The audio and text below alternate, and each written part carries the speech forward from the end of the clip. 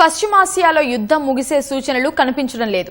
ఇరుపక్షాలు శాంతి ఒప్పందాలు కంటే దాడులకే అధిక ప్రాధాన్యం ఇస్తున్నట్లు కనిపిస్తోంది. తాజాగా టెహ్రాన్ సహా ఇరాన్లోని పలు ప్రాంతాలపై ఇజ్రాయెల్, అమెరికా విరుచుకుపడుతున్నాయి. వారి దాడులను దీటుగా ఎదుర్కొంటున్న టెహ్రాన్ భారీగా ప్రతిదాడులకు చేస్తోంది. అటు ఓవైపు శాంతి చర్చలు చేస్తున్నారని చెబుతోన్న ట్రంప్ పశ్చిమాసియాకు భారీగా బలగాలను తరలిస్తున్నారు.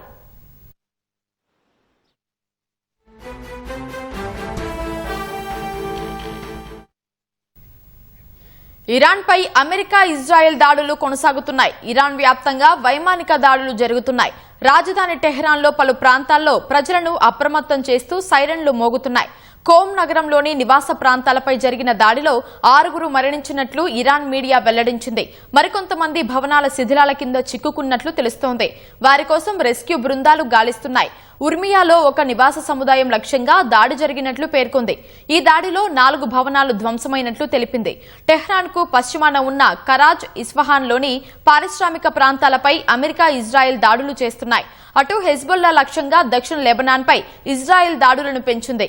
అక్కడి గ్రామాల్లోని ప్రజలంతా సురక్షిత ప్రాంతాలకు తరలి వెళ్లాలని ఇజ్రాయెల్ సైన్యం ముందస్తు హెచ్చరికలు జారీ చేస్తోంది.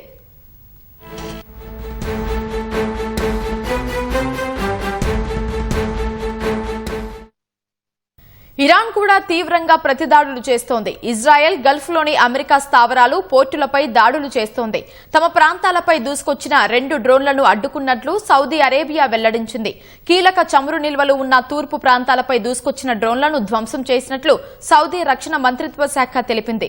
రియాద్ వైపు 6 క్షిపణులు వచ్చాయని, వాటిలో 2ంటిని కూల్చివేయగా మరో 4 నిర్మానుష్య ప్రాంతాల్లో పడినట్లు పేర్కొంది. మరోవైపు 2 డ్రోన్లను అడ్డుకున్నట్లు కువైట్ ప్రభుత్వం పేర్కొంది. కువైట్ పోర్టుల్లో డ్రోన్ల దాడి జరిగినట్లు వెల్లడించింది. దాడి కారణంగా ఆస్తి నష్టం జరిగిందని, అయితే ఎలాంటి ప్రాణ నష్టం జరగలేదని పేర్కొంది. ముబారక్ అల్ పోర్టుపై డ్రోన్లు, క్రూయిజ్ క్షిపణులతో దాడి జరగడంతో మంటలు చెలరేగాయి. బహ్రెయిన్లోనూ ప్రజలను అప్రమత్తం చేస్తూ సైరన్ మోగాయి. యుఏఈలోని షార్జా వైపు ఓ క్షిపణి దూసుకొచ్చినట్లు ఆ దేశ ప్రభుత్వం వెల్లడించింది. నష్టంపై ఎలాంటి వివరాలు వెల్లడించలేదు.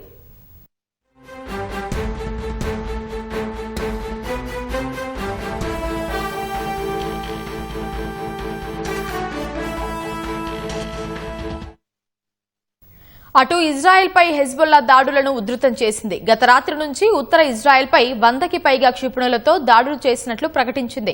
దక్షిణ లెబనాన్లోని ఇజ్రాయెల్ సైనికులపై దాడులు జరిపినట్లు హెజ్బొల్లా తెలిపింది. సరిహద్దులు దాటి లెబనీస్ భూభాగంలోకి ప్రవేశించిన ఇజ్రాయెల్ సైనికులపై దాడులు చేసినట్లు వెల్లడించింది. కంతారా పట్టణంలోని ఇజ్రాయెల్ సైనికులు వారి వాహనాలపై రాకెట్ దాడులు జరిపినట్లు చెప్పింది. బెయిట్ లిఫ్ పట్టణం సమీపంలో ముందుకు సాగుతున్న ఇజ్రాయెల్ సైనికులపై ఒక గైడెడ్ క్షిపణితో దాడి చేసినట్లు వెల్లడించింది.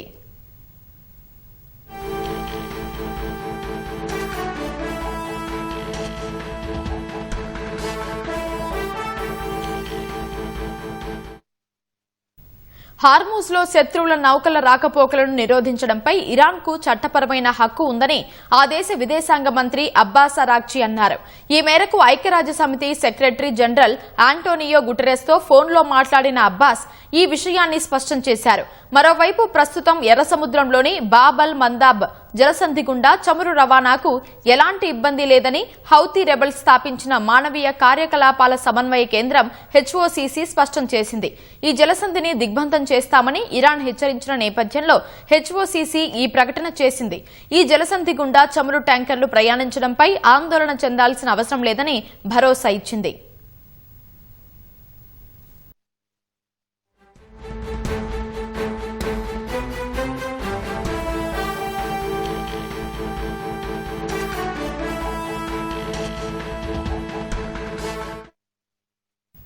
ఇరాన్పై యుద్ధ తీవ్రతను తగ్గిస్తామంటూనే అమెరికా అధ్యక్షుడు ట్రంప్ భారీగా సైన్యాన్ని పశ్చిమాసియాకు తరలిస్తున్నారు.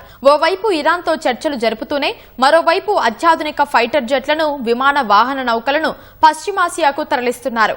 తాజాగా మరో 10,000 మంది అమెరికా పదాధికారుల సైనికులను మోహరించడానికి పెంటగాన్ సిద్దమైనట్లు వాల్ స్ట్రీట్ జర్నల్ కథనం వెలువరించింది.